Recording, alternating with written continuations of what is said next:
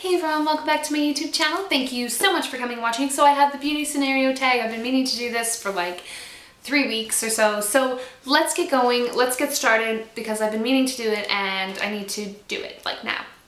So let's get going. So the first question is, if you have to give up all your foundation but one drugstore and one high-end, what would you keep? Okay, so I don't have any like really high-end foundations. But I have more expensive and then a less expensive one. So my less expensive one would be e.l.f.'s Flawless Finish Foundation, which is the one I'm actually wearing right now. I love this. It's SPF 15 and oil free, and it's pretty good coverage. It's like medium to high coverage, so I really like this foundation, and I have the color Porcelain. I would definitely keep this because I buy it from iherb.com because where I am, it's almost £8, which is like getting up to like €10 for me, and I got this for like €3 on iHerb, so it's just more affordable that way, but otherwise I buy everything else from e.l.f. So another product from the e.l.f. UK one is what I mean. And then for like a more expensive one, I actually thought I had one here, but my Revlon Color Stay, obviously I finished it, don't know where I put the package, I'm not sure, but I love Revlon's Color Stay. It's like one of my favorite foundations, and that's like €15 to €17, and also Revlon's Photo Ready one, which is I have the one 003 Shell. Sorry for the tractor outside. I have my window open, and it's just the Revlon Photo Ready foundation. I really like this one, and it's between €15 to €17, so that's more of an expensive one for me. And then the second question is, you go for an interview and the lady interviews you has lipstick on her teeth. Do you tell her? That's a good question. I think I would. I would kindly have to like say it in a way of like, oh, you have some lipstick on your teeth. Like, I want to know, so I thought I'd tell you. Something like that. It may make it a little awkward for like a second or two, but I just kind of be like, oh, acting like I hate it as well when that happens, and acting like it happens to me all the time, because it happens to all of us, so yeah, I think that's how I do it anyway. I try to say it as calmly and nicely as possible, and just be like, don't you hate that? So, excuse me. Number 3, you're not feeling yourself, you need a pick-me-up. What lipstick do you put on to make you feel more beautiful? Or yeah, so that's a good question. That was a hard one for me because if I put most of my lipsticks on, they make me feel really good, but one I really love is e.l.f.'s Essential Line in a Gypsy. If you followed me for a long time, you will know that I love this lipstick. It's such a beautiful color. I just feel really good in it. I feel like it makes my skin look really nice. It suits me really well. And there's a swatch of it there.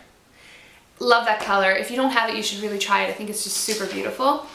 Okay, so that's the one I'd probably wear. So number 4, you go back in time for a day in your teenage years. Okay, how would you do your hair and makeup differently? How would I do my hair and makeup differently? Well, I actually liked my hair back then, except for, actually I didn't really like my bangs, but makeup, I didn't wear a lot of makeup, to be completely honest with you. I wore like foundation and mascara. So I probably tell myself to experiment more because you're really gonna love it, and when you get older you're gonna love makeup more, and you're gonna love using colors and neutrals, and you're gonna love eyeshadow more, and you're really gonna love blush and like lip products, because I would just like slap on just like a clear lip gloss or something, and I didn't really wear a lot of makeup until closer to my wedding and graduation. That's when I wore the most makeup, was my wedding and graduation, and even then I still didn't wear a whole lot. So yeah, I just tell myself to experiment more and really, yeah, just experiment more, I think is what I'd do. Number 5, you ask your hairdresser to give you a shoulder length pixie lot haircut, and she doesn't hear you right, and she ends up giving you a pixie cut. Sorry, can't read. Do you A, smile, say thank you, leave and call your mom hysterically, B, cry in the chair and things get awkward, or C, complain to the manager and demand a refund? I would hope that I would kind of like smile and be like, to be honest, I probably would just leave and really like phone my mom and be really disappointed and stuff like that. But I would hope now I would be able to be like, this isn't what I wanted. I'm so sorry, but this is seriously not what I asked for, and I really don't like it at all. Like, and hopefully they could make me not pay for it, because I don't want to pay for something that I don't like. Okay, so yeah, that's kind of what I would do. 6, your friend surprises you with a 4-day city break. Oh, that sounds nice. And you have 1 hour to pack. Which do-it-all palette do you pack in your makeup bag? Okay, I actually had to sit and think about this one, a do-it-all palette.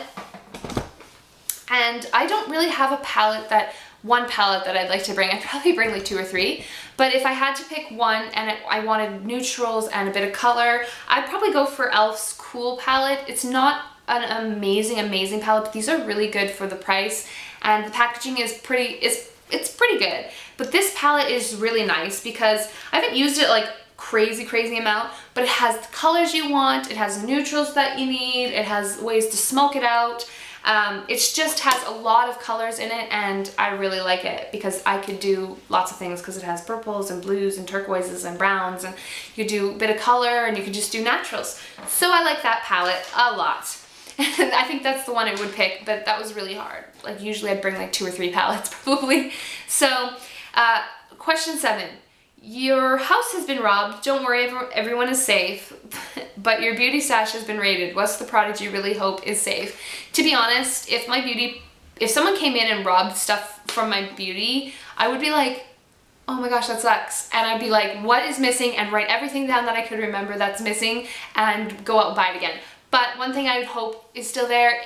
The only thing I could think of like right away would be my MAC's lipstick, Mineralized Rich Lipstick All Out Gorgeous, because, and this is literally only because my husband bought me this, and it's like €24, I think, when they first came out. Something like that, like between 21 to €24.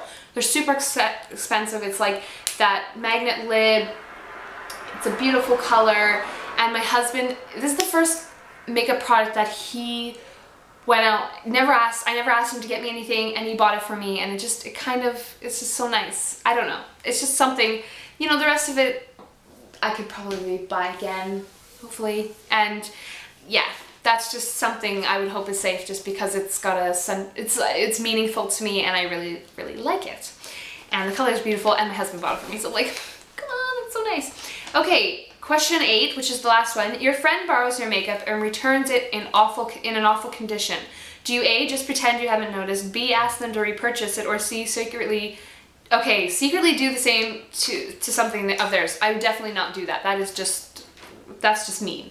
Okay, just pretend you haven't noticed is probably something I would do. I'd probably be like, or what is not here is, I would ask them to repurchase it, but I'd be like, whoa, what happened? You know, I'd probably ask them what happened to the palette. You must really like it or something.